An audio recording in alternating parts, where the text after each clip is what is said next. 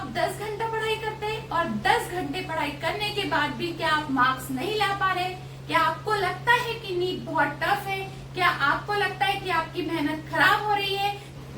इस बात से बिल्कुल निराश होने की जरूरत नहीं है कि हमारे इस बार मार्क्स नहीं आए हैं, क्योंकि मैं इस वीडियो में आपको बताऊंगी कि आपको किस तरह से प्रिपरेशन करनी है। और वीडियो को लास्ट तक जरूर देखिए, क्योंकि लास्ट में मैं आपको कुछ ऐसे टिप्स दूंगी जो आपके जो एवरेज बच्चे हैं वो भी हाई स्कोर ला सकते हैं। तो चलिए देखते हैं कि हमारा प्लान क्या होने वाला है। Hello student, welcome to the kingdom academy. तो आज हम देखने वाले हैं कि नीट की प्रिपरेशन करने के लिए हमें हमारा जो मास्टर प्लान है वो कैसा होना चाहिए, कैसे पढ़े, क्या पढ़े, कहाँ से पढ़े और कितना पढ़े, इस बात पर आज हम डिस्कशन करेंगे। तो मैं आपको कुछ पॉइंट्स बताऊंगी जहां से आपको अपनी तैयारी चालू करना है। तो सबसे पहली बात हम स्टार्ट करते हैं कि बुक्स का सिलेक्शन कैसे करें। तो मल्टीपल बुक्स का सिलेक्शन आपको बिल्कुल भी नहीं करना है। बच्चे क्या करते हैं कि बहुत सारे राइटर्स की बुक को पढ़ते हैं, जिससे उनमें कंफ्यूजन क्रिएट हो जाता है। तो आपके लिए एक सजेशन है, आपके पास only and only one book होनी चाहिए, और वो क्या है? तो वो है एनसीईआरटी। आप इस साल जिन बच्चों ने एग्जाम दिया होगा, उन्होंने पेपर का जब एनालिसिस किया तो देखा कि कहीं से भी सिलेबस आउट ऑफ एनसीईआरटी नहीं आया था। तो फर्स्ट हमारा जो टिप है वो क्या है? वो टिप्स हमारा ये है कि हमें मल्टीपल बुक्स का सिलेक्शन नहीं करना है। ओनली हमें किससे पढ़ना है? तो एनसीईआरटी से पढ़ना है। एनसीईआरटी से सबसे पहली बात करते हैं कि हम फिजिक्स को कैसे पढ़े। क्या हम केवल एनसीईआरटी की फिजिक्स पढ़े? तो फिजिक्स में जो थ्योरी है वो आपको एनसीईआरटी से कंप्लीट करना है, बट पीवाईक्यूज, एमसीक्यूज, प्रैक्टिस, ये सारी की सारी आपको किसी एडिशनल बुक से, जिसमें कि आपको एमसीक्यूज दिए, उससे करना है। दूसरी बात करते हैं हम बायोलॉजी के बारे में। तो बायोलॉजी के पेपर को देखने के बाद हमें ये तो समझ में आ गया कि एनसीईआरटी की लाइन टू लाइन हमें पढ़नी है, बट क्या केवल एनसीईआरटी की लाइन टू लाइन पढ़ने के बाद में हमारा सिलेक्शन हो जाएगा? तो यस, बट इसके साथ हमें क्या करना पड़ेगा? तो प्रीवियस ईयर के क्वेश्चंस लगाने पड़ेंगे, साथ में कम से कम एक चैप्टर के 200 से 300 एमसीक्यूज आपको लगाने की जरूरत है। जो एनसीईआरटी में बॉक्स दिए हैं छोटे छोटे, उन्हें पढ़िए। जो डायग्राम्स दिए हैं उनको विथ उसके जो डायग्राम के जो नेम्स दिए उसके साथ में पढ़िए। बॉक्स को आपको याद करना जरूरी है। अब बात करते हैं केमिस्ट्री की। तो केमिस्ट्री में ऑर्गेनिक और इनऑर्गेनिक केमिस्ट्री आपको बिल्कुल एनसीईआरटी से ही पढ़नी है।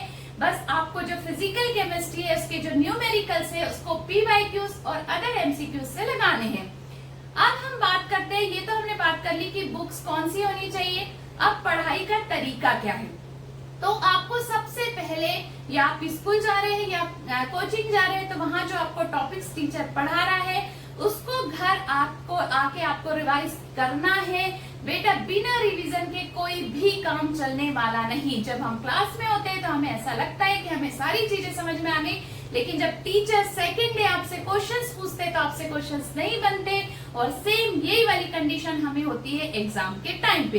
तो सेकंड हमारा जो पॉइंट है वो है रिवीजन। रिवीजन करिए, साथ में एमसीक्यूज लगाइए, तब ही आप सिलेक्शन के पास तक पहुंच पाएंगे।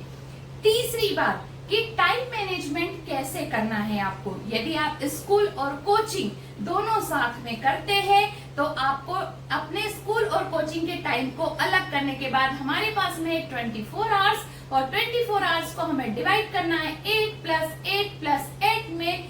अब जो 8 आवर्स है वो हमारी क्या है? तो 8 आवर्स में से 6 आवर्स जो है वो हमारा स्लीपिंग टाइम है, 2 आवर्स जो है हमारे डेली रूटीन के जितना भी वर्क होता है वो करने के लिए हमें करना है।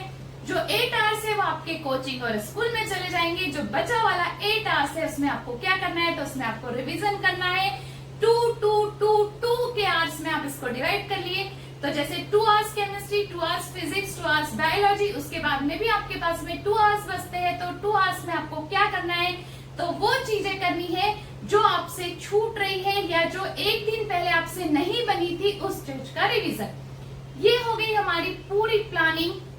इसके बाद में आपको क्या बहुत सारे एमसीक्यूज के पीछे भागना है या फिर बहुत सेलेक्टेड बुक्स के बारे में? तो आप सबसे पहले आप जो बेसिक से, यदि आपने अभी स्टार्ट किया है तो आपको अरिहंत की जो फिंगर टिप्स है उसको 2 से 3 बार करना है।